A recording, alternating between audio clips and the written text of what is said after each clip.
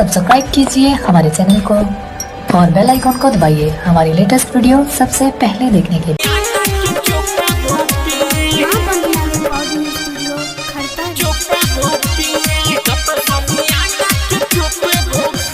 बंगालो से नाचे मोतिहारी यहाँ के लइका सकरे रंगधारी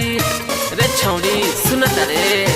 आदि ओइलू बंगालो से नाचे मोतिहारी यहाँ के लइका सकरे रंगधारी जब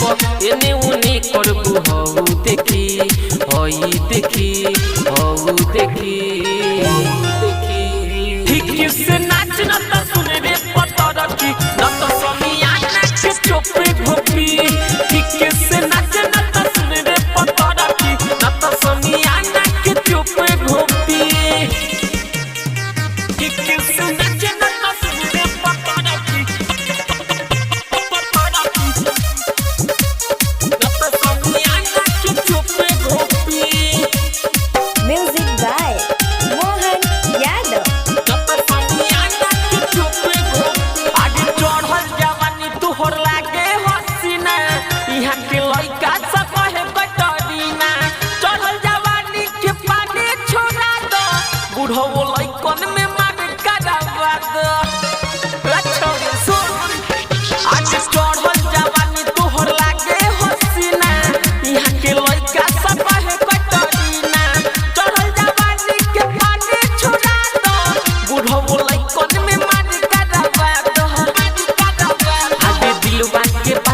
मरले तनी मानी न तो ये लइका सफरी मना मानी जदी छटरे पटर करबू हौ देखी ठीक से नाच न त सुन रे पतर की न तो समियाना के चोपे घोपी ठीक से नाच न त सुन रे पतर की न तो समियाना के चोपे घोपी ठीक से नाच न त सुन रे पतर की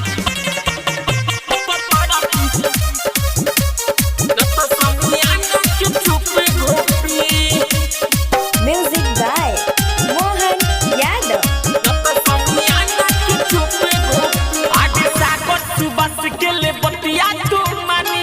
न तो सोवर की तोरा बढ़ी परेशानी सादा पड़तियन के खुश करवा दे सुन रे पत्थर की तनी लहंगा उठा दे अरे उठा ना